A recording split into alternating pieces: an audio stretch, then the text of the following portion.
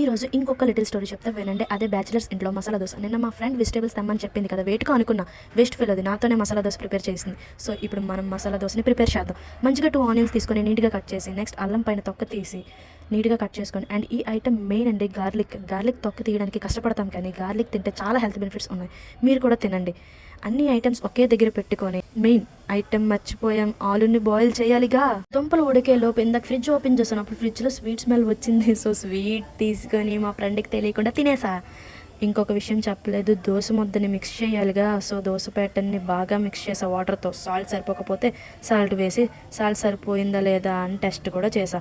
ఇప్పుడు ఆలుని పొయ్యి మీద నుంచి దించుకొని వాటర్ని వంపేసి, ఆ ఆలుని నీట్గా బాగా స్మాష్ చేసి, ఇప్పుడు పొయ్యి మీద ప్యాన్ పెట్టి ఆయిల్ వేసి, ఆయిల్ హీట్ ఎక్కాక curry leaves, green chilli, garlic, అల్లం వేసి ఒక 30 సెకండ్స్ అలా వేయించుకొని, నెక్స్ట్ ఆనియన్స్ వేసి ఒక 2 మినిట్స్ అలా వేయించుకొని, ఇప్పుడు కారం, పసుపు, గరం మసాలా, కొంచెం పచ్చివాసన పోయినంత వరకు వేయించుకొని, బాయిల్ అయిన ఆలు వేసి మొత్తం మిక్స్ చేసుకుంటే మసాలా దోశలో నా మసాలా రెడీ. ఫస్ట్ ఒక చిన్న దోశని వేయాలంట, దేవుడికి అంట. చిన్న దోశ వేసానని హ్యాపీగా ఫీల్ అయ్యాను. నెక్స్ట్ పెద్ద దోశ మధ్యలో మసాలా పెట్టి మా ఫ్రెండ్కి ఇస్తే మర్యాదగా ఇంకొక దోశ వేసేసి తెచ్చి అమ్మ అని చాలా మర్యాదగా చెప్పింది. తనకి మళ్ళీ వేసి ఇచ్చేసాను. నెక్స్ట్ నా టర్న్. నాకైతే చాలా నచ్చింది దోశ విత్ మసాలా.